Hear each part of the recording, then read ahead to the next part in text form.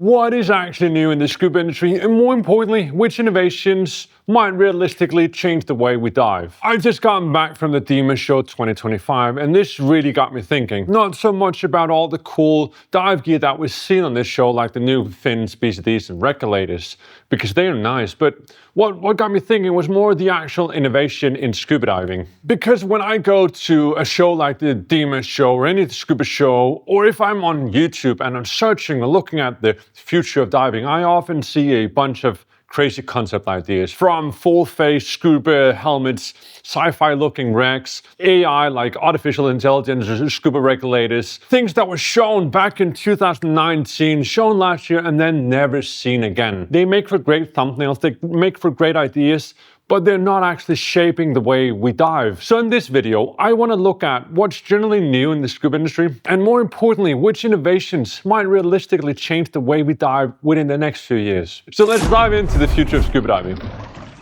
The Avelo X Shearwater. For me, innovations only really count if you can actually dive it, and if it's generally improving your diving experience. One of the big future of scuba diving topics that's been around for some time is the Avelo system. Now, it's not a new system this year, but there is some news to the system. It's basically a modern scuba setup that replaces your traditional BCD and your weight systems with a hydro tank and a jet pack. So this actually, instead of using air to control your buoyancy, it's pumping small amounts of water inside the tanks, changing the volume of the air in the tank. So basically an internal bladder in the tank that is being compressed. So this is how you control the buoyancy with the Avelo system.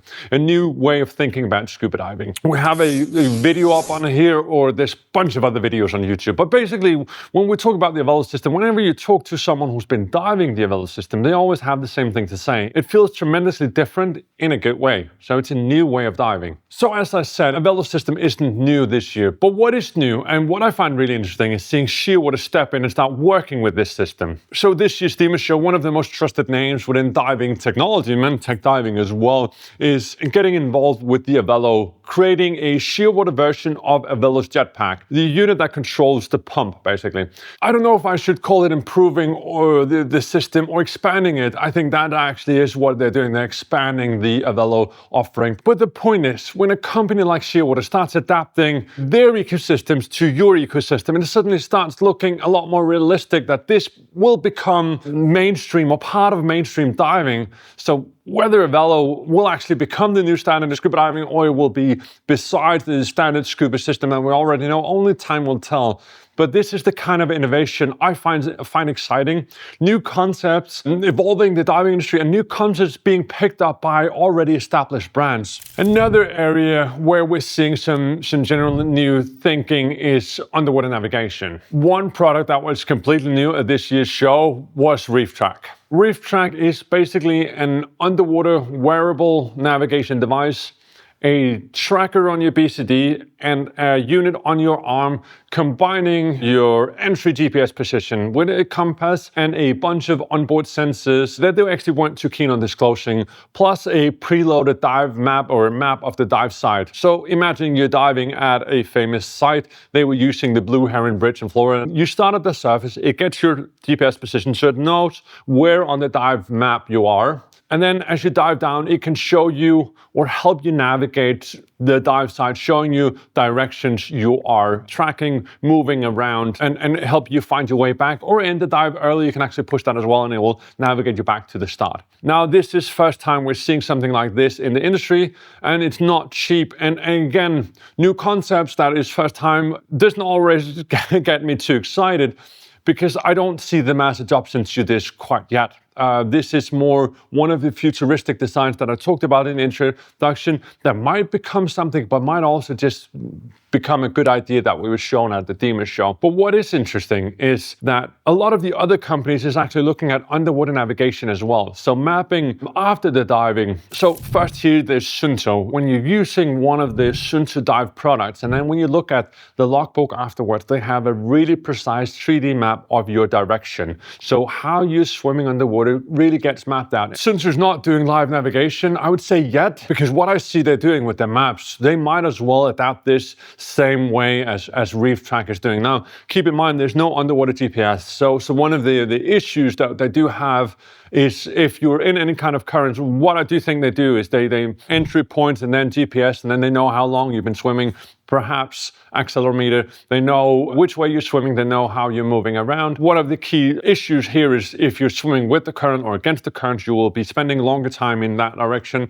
perhaps moving, but not actually going anywhere. So seeing how Suunto's mapping, seeing how ReefTrack is moving on, I can definitely see products in the near future coming out that will help divers with underwater navigation. And then there's Garmin with the S1 Buoy. So this one takes a different approach. So the S1 Buoy is a unit that's attached to the surface and acts as a kind of navigation hub for the diver below. So you can navigate back to the buoy. Basically, you want to go back, it will show you back to the start of the dive.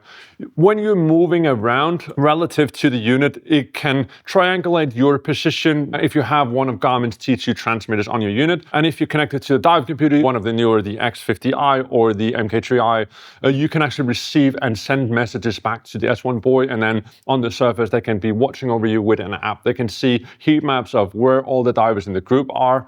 And they can send messages. They can also call back all divers. And this triangular movement of a diver where you can actually see where they are, I can definitely see underwater navigation. Any of these systems, the navigation from ReefTrack, navigation from Garmin, Suunto's map is more like what they're doing, but it's not underwater navigation. It's still an early idea because mass adoption is not a thing yet. And Garmin's S1 Buoy is quite expensive. ReefTrack's unit, there are 2 units, and they were also quite expensive. So it's not something we're seeing right now. But it's definitely when it's 3 companies making pushes, 2 of them being quite established in the diving industry, 1 being a new player. Interesting to see what that will take us or where that will take us. The last thing I'm seeing, and this is not just this year, but built over the last few years, is how much diving is moving into apps or digital ecosystems. At this year's DEMA show, Shearwater announced a new diver app. It's just out now with more shareable data, a more cleaner, user-friendly interface, updating your devices and managing your dive logs in a much easier way. And then with the Swift transmitter, you get GPS locations. Oceanic did something similar a few years back when they launched the Oceanic Plus app for their ecosystem.